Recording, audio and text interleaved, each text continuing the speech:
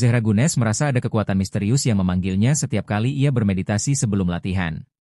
Suara ombak, aroma melati, dan bisikan asing membawanya ke satu nama yang tak pernah ia dengar, Nyi Roro Kidul. Setiap kali ia menutup mata, ia seolah melihat bayangan lautan hijau kebiruan, serta sosok perempuan bermahkota dengan sorot mata yang menusuk hati. Awalnya Zehra mengira ini hanya efek kelelahan atau imajinasi semata. Namun semakin hari, suara-suara itu semakin nyata, seolah ada dunia lain yang mencoba menjangkau dirinya. Ia bahkan mulai bermimpi berjalan di atas pantai yang tak dikenalnya, dengan pasir putih dan angin lembut yang berbisik dalam bahasa yang asing tapi menenangkan. Ia mulai mencari tahu, diam-diam membuka peta dan artikel tentang Indonesia, karena kata itu, Nusantara, selalu muncul dalam mimpinya. Tangannya gemetar saat melihat gambar pantai selatan Jawa. Jantungnya berdebar tak karuan, seperti tubuhnya mengenali tempat yang belum pernah ia datangi. Ketika sebuah undangan tak resmi dari Federasi Voli Asia untuk mengikuti pelatihan di Bali tiba di tangannya, Zehra merasa itu bukan kebetulan. Mungkin inilah saatnya mencari tahu siapa yang memanggilnya, dan apa hubungannya dengan Nyi Roro Kidul. Di panggung voli dunia, Zehra tak bisa menyaingi Megawati Hangestri, bintang voli Indonesia yang tiba-tiba menjadi legenda.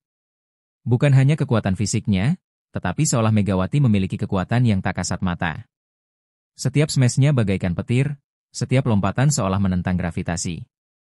Ada aura kehormatan dan misteri yang menyelubungi atlet muda itu. Zehra pertama kali bertemu Megawati dalam pertandingan persahabatan di Tokyo. Tatapan mata Megawati tajam namun tenang, seperti seseorang yang menyimpan rahasia besar. Saat bola pertama dilambungkan, Zehra merasa hawa laut menyapu arena. Ia menggigil tanpa sebab, seolah berada di tepi pantai, bukan lapangan. Pertandingan itu dimenangkan oleh tim Megawati dengan mudah. Zehra terpukul, bukan karena kalah, tetapi karena merasa seolah telah dikalahkan oleh sesuatu yang bukan manusia semata. Malam itu, ia bermimpi melihat Megawati berdiri di tengah laut, mengenakan kain hijau, rambutnya terurai diterpa angin, dan di belakangnya, sosok Ratu Laut berdiri, tersenyum padanya. Pagi harinya, Zehra tahu satu hal pasti, ia tidak hanya bertanding melawan manusia. Ia harus memahami dunia yang lebih luas dari sekadar bola dan net. Sebab kini ia percaya, ada kekuatan mistis yang sedang mempermainkan takdirnya. Zehra melakukan perjalanan rahasia ke Indonesia, menyamar sebagai turis biasa.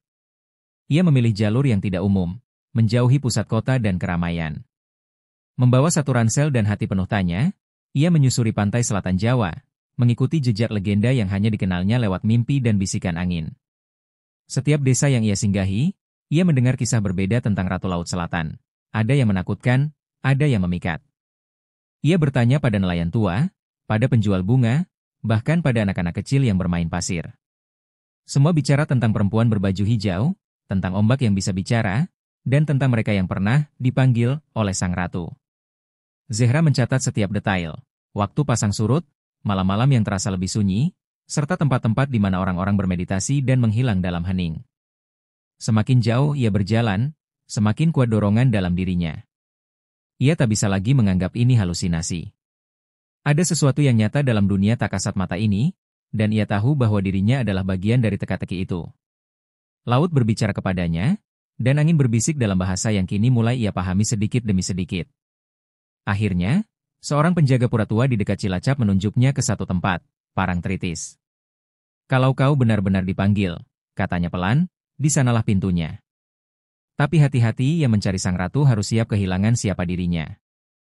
Zehra hanya mengangguk, menatap cakrawala, dan melangkah menuju takdir yang tak lagi bisa ia hindari. Di malam bulan purnama, Zehra akhirnya tiba di pantai Parangtritis. Angin bertiup pelan namun membawa hawa dingin yang menusuk, dan langit malam begitu terang oleh sinar bulan. Ia berdiri di tepi pasir basah, mengenakan selendang hijau yang ia beli dari seorang penjual misterius di pasar desa. Aroma melati memenuhi udara, dan suara ombak mendadak menjadi senyap, seolah lautan sedang menahan napas. Kabut hijau perlahan muncul dari permukaan air, membentuk jalur memanjang ke tengah samudra. Zehra, tanpa ragu, melangkah ke dalam kabut itu. Kakinya tidak lagi menyentuh air atau pasir, seolah ia berjalan di atas jalan tak terlihat. Dunia sekitarnya menjadi hening, hanya detak jantungnya yang terdengar, dan suara perempuan berbisik dalam bahasa yang asing namun akrab di telinganya. Di tengah jalur itu, angin berhenti, dan waktu seakan membeku.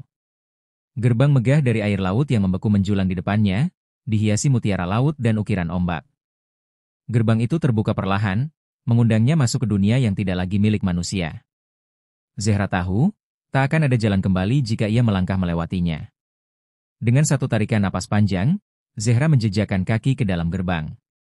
Dalam sekejap, langit menjadi hijau zamrud, dan lautan berubah menjadi istana. Ia telah memasuki kerajaan mistis yang hanya bisa dijangkau oleh mereka yang dipanggil dan diterima. Dari tengah samudera hijau, sosok agung muncul. Nyi Roro Kidul, Sang Ratu Laut Selatan, melangkah dengan aura yang memesona dan menakutkan sekaligus. Rambutnya menjuntai panjang bagai gelombang, dan matanya menyimpan usia berabad-abad. Zehra jatuh berlutut, bukan karena takut, tapi karena merasa kecil di hadapan kekuatan sebesar itu. Kau telah melintasi batas dunia, ucap Sang Ratu, suaranya bergema seperti ombak menghantam karang. Kau ingin kekuatan. Tapi setiap kekuatan datang dengan harga. Zehra menatapnya penuh tekad. Ia tak datang karena ambisi semata, tapi karena ingin tahu siapa dirinya sebenarnya, dan mengapa ia dipanggil oleh lautan. Nyi Roro Kidul tersenyum samar, lalu mengangkat tangannya. Lautan di sekeliling mereka bergerak, menciptakan lingkaran air yang mengangkat Zehra ke udara. Maka hadapilah 3 ujian laut. Jika kau lulus, kekuatanku akan mengalir dalam nadimu. Tapi jika kau gagal, kau akan menjadi bagian dari lautan ini selamanya. Zehra mengangguk, menahan gemetar. Ia tahu ini bukan hanya tentang menjadi pemain voli terhebat di dunia. Ini tentang perjalanan jiwanya, tentang menemukan makna kekuatan, harga pengakuan, dan berdamai dengan dirinya sendiri. Petualangan sesungguhnya baru dimulai. Ujian pertama datang dalam bentuk pusaran jiwa. Zehra terjebak di tengah arus yang tidak menyeret tubuhnya, tapi pikirannya. Kenangan dan perasaan lama muncul satu persatu. Rasa kecewa dari pelatih, tatapan sinis rekan setim, rasa tidak cukup baik. Ia hampir tenggelam dalam rasa putus asa, tapi suara Sang Ratu bergema, kendalikan arus, atau kau akan dikendalikan olehnya. Dengan sekuat tenaga, Zehra menarik kesadarannya keluar dan menenangkan pikirannya. Pusaran pun berhenti. Ujian kedua adalah menjaga api hijau yang diberikan oleh Sang Ratu dari padam. Api itu kecil dan rapuh, seperti harapan yang baru tumbuh. Badai datang, ombak tinggi mencoba memadamkannya. Tapi Zehra melindunginya dengan tubuhnya sendiri, tak peduli seberapa dingin air laut yang menghantam. Ia belajar bahwa kekuatan sejati tidak selalu menyerang. Kadang, kekuatan terbesar adalah bertahan. Ujian ketiga adalah yang paling sulit, menghadapi bayangannya sendiri. Sosok Zehra lain muncul, penuh amarah, iri pada Megawati, haus akan pujian, dan takut akan kegagalan. Mereka bertarung, bukan dengan fisik, tapi dengan kata-kata dan luka batin. Setiap tamparan emosional membuat Zehra gemetar. Tapi ia sadar, musuh terbesarnya bukan Megawati, bukan dunia, melainkan dirinya sendiri. Dengan air mata dan peluh, ia memeluk bayangannya. Bayangan itu larut dalam cahaya, menyatu kembali dengan dirinya. Tiba-tiba, ketenangan luar biasa menyelimuti hatinya. Ia telah lulus, bukan karena menjadi sempurna, tapi karena berani menghadapi dirinya yang paling gelap. Dalam ketenangan pasca ujian, Zehra dibawa ke ruang cermin laut. Di sana, semua kenangan terpantul dengan jujur dan tanpa ampun. Ia melihat dirinya kecil, menangis di balik pintu latihan karena tak dianggap. Ia mendengar suara ayahnya yang selalu membandingkan, dan wajah pelatih yang tak pernah puas. Luka-luka kecil yang dikubur dalam, kini terbuka lebar. Zehra jatuh bersimpuh, tak mampu menahan tangis. Bukan karena kelemahan, tapi karena kesadaran bahwa semua kekuatan yang ia cari ternyata berasal dari luka yang tak pernah disembuhkan. Ia sadar, ia tidak iri pada Megawati sebagai pribadi, melainkan pada kebebasan yang Megawati miliki untuk menjadi dirinya sendiri. Namun di tengah kesedihan itu, tangan hangat menyentuh pundaknya. Nyi Roro Kidul hadir kembali, kali ini tak sebagai penguji, tapi sebagai penyembuh. Luka adalah pintu kekuatan, ucapnya lembut. Dan kau telah memilih untuk tidak lari darinya. Zehra mengangguk, perlahan berdiri, membawa luka-lukanya sebagai bagian dari siapa dirinya. Dengan langkah mantap, ia keluar dari ruang cermin, kini bukan sebagai gadis yang mencari kekuatan, tapi sebagai perempuan yang menemukannya dalam dirinya sendiri. Di kejauhan, kabut hijau mulai menipis. Dunia manusia memanggil kembali. Tapi Zehra tahu, ia tak akan kembali sebagai orang yang sama. Di hadapan samudera yang berkilau seperti kaca, Nyi Roro Kidul mengangkat tangannya. Dari pusaran air, muncullah mahkota ombak, perhiasan tak kasat mata yang menyatu dengan jiwa.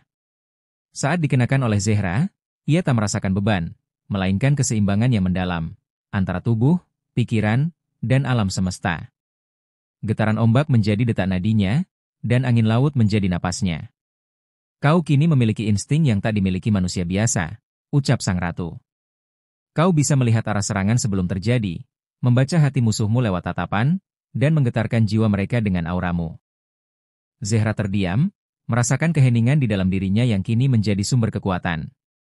Namun sang ratu melangkah mendekat, matanya berubah teduh namun tajam. Tapi ingat, mahkota ini hidup dari niatmu. Ia akan memberimu keunggulan hanya selama hatimu jernih. Gunakan untuk cahaya, bukan untuk membalas bayang-bayang. Zehra mengangguk, kata-kata itu terukir dalam sanubarinya. Ketika gerbang laut mulai menghilang, Zehra berbalik, menatap sang ratu sekali lagi. Terima kasih, bisiknya, lebih kepada dirinya sendiri daripada lautan. Ia tahu perjalanan belum selesai, bahkan, justru baru dimulai. Zehra kembali ke dunia nyata seperti bangun dari tidur panjang. Tapi tubuhnya terasa lebih ringan, pikirannya lebih tajam. Ia tidak memberitahu siapapun tentang perjalanannya.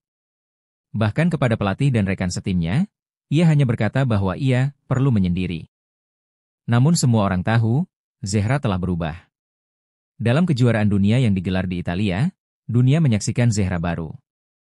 Refleksnya tak masuk akal. Ia membaca arah bola sebelum dilambungkan.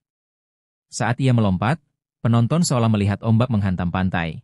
Kuat, indah, dan menakutkan sekaligus. Aura hijau samar di matanya membuat lawan gemetar. Wartawan menulis judul sensasional. Kembalinya Ratu Voli, Zehra bangkit dengan kekuatan gaib. Tapi Zehra tetap tenang, menjawab dengan senyum dan ucapan sederhana, saya hanya lebih mengenal diri saya sekarang. Dalam hatinya, mahkota ombak berdenyut tenang, hidup selaras dengan keyakinannya. Namun di antara tepuk tangan dan sorak-sorai, bayangan Megawati muncul di pikirannya. Mereka belum selesai. Dan Zehra tahu, semakin dekat ke puncak, semakin besar tarikan bayangan masa lalu. Di sudut lain dunia, Megawati mulai merasakan sesuatu yang tak bisa dijelaskan. Setiap ia berlatih, ada keraguan yang menyelinap. Bola-bola yang dulu mudah ditepis kini terasa berat. Dan setiap kali ia menutup mata, Zehra muncul, bukan sebagai musuh, tapi sebagai bayang-bayang yang menuntut jawaban. Megawati tak bisa memungkiri, sejak kemenangan besar di Tokyo, ia mulai merasakan kehampaan. Apakah semua ini hanya karena kekuatan leluhur? Apakah ia benar-benar sehebat yang orang katakan, atau hanya terangkat oleh keberuntungan yang diturunkan? Malam-malamnya dipenuhi kecemasan, dan ia mulai kehilangan arah. Hingga suatu malam, ia bermimpi. Ia berada di tepi hutan dekat pantai, dan seorang perempuan tua berambut perak menatapnya dari kejauhan. Kau takut kehilangan kekuatan karena tak mengenal asalnya, ucap perempuan itu, yang kemudian berubah menjadi sosok neneknya. Ingat, kekuatan sejati ada pada niat yang bersih. Bukan pada warisan, tapi pada hati yang jujur. Megawati terbangun dengan air mata di pipi. Untuk pertama kalinya dalam hidupnya, ia merasa bebas dari tuntutan. Ia tak perlu menjadi ratu seperti yang orang lain harapkan. Ia hanya perlu menjadi dirinya sendiri, dan bertarung dengan hati yang utuh. Final kejuaraan dunia mempertemukan Turki dan Indonesia. Dunia menanti, tak hanya karena sejarahnya, tapi karena dua sosok di ujung lapangan, Zehra dan Megawati. Kamera menyorot wajah keduanya. Saling menatap, saling mengukur, namun di dalam hati, keduanya tahu, ini lebih dari pertandingan, ini pertarungan dua nasib, dua jiwa. Pertandingan dimulai dengan intensitas yang belum pernah terjadi sebelumnya. Setiap spike dari Megawati mengguncang lantai lapangan, dan setiap blok dari Zehra seperti dinding laut yang tak tergoyahkan.